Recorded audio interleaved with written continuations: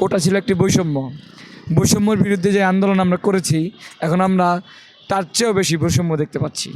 কত মানুষের রক্তের বিনিময়ে এই জুলাই গণ অভ্যুত্থান সংগঠিত হয়েছে।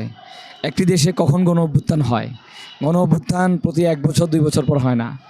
একটি গণ অভ্যুত্থান হয় যখন একটি ফ্যাসিজম কাঠামো দেশকে বেপরোয়াভাবে পরিচালনা করে। সেই ফ্যাসিজম কাঠামোকে ভাঙার জন্য যে গণ অভ্যুত্থান আমরা দেখেছি, এই গণ অভ্যুত্থান বাংলাদেশের স্বাধীনতা পরবর্তী ইতিহাসের সবচেয়ে বড় গণ অভ্যুত্থান। এই গণ অভ্যুত্থান শেষে মানুষজনের এক্সপেকটেশন ছিল একটি সুন্দর রাষ্ট্র পাওয়া, একটি সুন্দর সরকার কাঠামো তারা চেয়েছিল, এবং তারা স্বপ্ন দেখেছিল এই ছাত্র জনতার উপরে। আমরা জানি কিছু হলেই মানুষজন জানে যে ছাত্রদের আন্দোলন বা ছাত্রদের এই যে বিপ্লব, এই বিপ্লবের মাধ্যমে দেশে একটি সুন্দর পরিবর্তন আসা সম্ভব। এখন ছাত্ররাই বিতর্কিত হচ্ছে। কাদের জন্য বিতর্কিত হচ্ছে?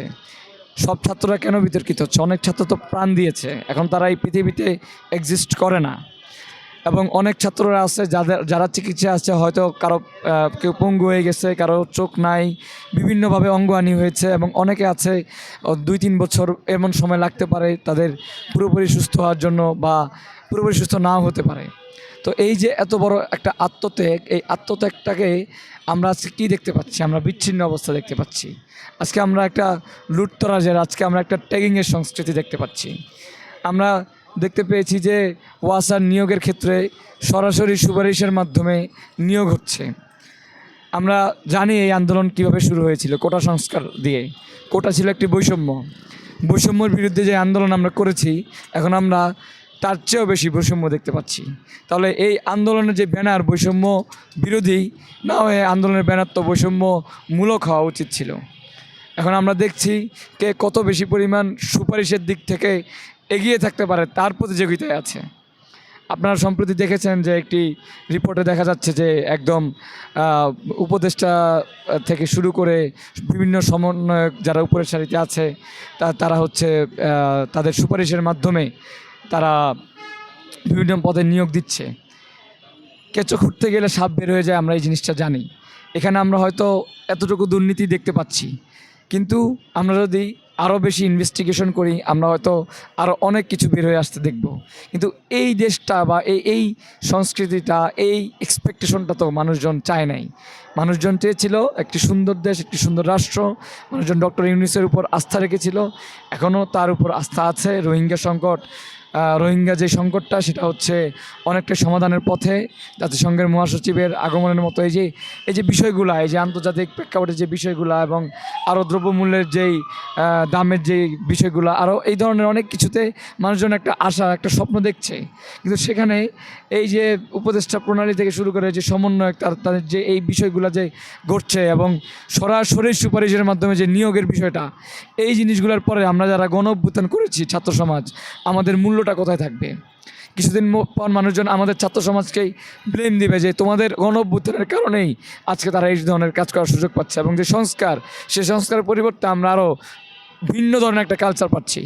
সংস্কারটাকে তো মানুষ এখন মনে হচ্ছে যে একটা মিথ। এই সংস্কার দিয়ে তারা যা করছে, তারা একমাত্র নিজেদের পুঁজি করা ছাড়া আর কিছুই আমরা দেখতে পাচ্ছি না। তো এখানে সর্বপ্রথম যে জিনিসটা করা উচিত ছিল, সেটা গণহত্যার বিচার।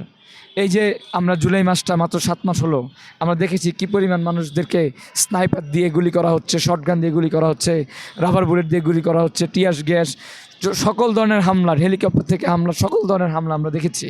যুবলীগ, ছাত্রলীগ থেকে শুরু করে বিভিন্ন ধরনের অঙ্গ সংগঠনগুলো কীভাবে হামলা চালিয়েছে, কীভাবে মাথা কেটে নিয়েছে মানুষের, কীভাবে রক্তাক্ত করেছে, আমরা এগুলো দেখেছি।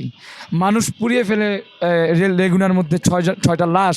আসলে এই যে ঘটনা, এই ধরনের ঘটনার আমরা দেখেছি, যেটা মঙ্গোলীয় আমলকেও হার মানায়। অথচ এই সমস্ত বিচার বা এই সমস্ত ব্যবস্থা কোনো কিছু না নিয়ে, এই যে ডেভিল হান্ট নামক যে প্রহসনমূলক তারা কাজ করছে, লোক দেখানো, এগুলো দিয়ে তো বাংলার জনগণ আসলে সঠিক বিচার পাচ্ছে না। আলটিমেটলি আমরা একটি যে বিচারহীন সমাজ, সেই বিচারহীন সমাজের মধ্যেই আছি। এবং বর্তমানে দেশের যে অস্থিতিশীল পরিস্থিতি, এই যে রাহাজানি, খুন, গুম, ছিনতাই, ধর্ষণ, সেগুলো তো বেড়েই চলছে। তার মানে আমরা কি এই সংস্কার চেয়েছি? আমরা কি সংস্কার চেয়েছি? সুপারিশের সংস্কার, যে সুপারিশের সুপারিশের মাধ্যমে একজনের নিয়োগ হয়ে যাবে, একজনের চাকরি হয়ে যাবে। যেখানে আমরা কোটার বিরুদ্ধে সংস্কার চেয়েছি, কোটা সংস্কার চেয়েছি, সেই কোটা সংস্কার থেকে আমরা আজকে দেশ সংস্কারে আসছি, কিন্তু সেখানে আমরা কি এই সংস্কার চেয়েছি যে সুপারিশের মাধ্যমেই কারো চাকরি হয়ে যাবে, সুপারিশের মাধ্যমেই কেউ পার পেয়ে যাবে, সুপারিশের মাধ্যমেই কেউ শেল্টার পেয়ে যাবে? এই জিনিসগুলো তো আমরা চাইনি। আর যে এই ধরনের বড় বড় যে দাগি আসামি, যে বড় বড় রাঘব বোয়ালরা আছে, তারা যে আজকে যে বিভিন্ন জায়গায় আমরা পলাতক বলছি, এই পলাতক শব্দটা কেন ইউজ হচ্ছে? পলাতক মানে কি? তারা কোথায় পলাতক? তারা অবশ্যই কোথাও না কোথাও শেল্টারে আছে। এই জিনিসগুলো কেন খুঁজে বের করা হচ্ছে না? এই জিনিসগুলো কেন ইনভেস্টিগেট করা হচ্ছে না? এটাই আমার জাতির কাছে প্রশ্ন, এটা আমার সরকারের কাছে প্রশ্ন।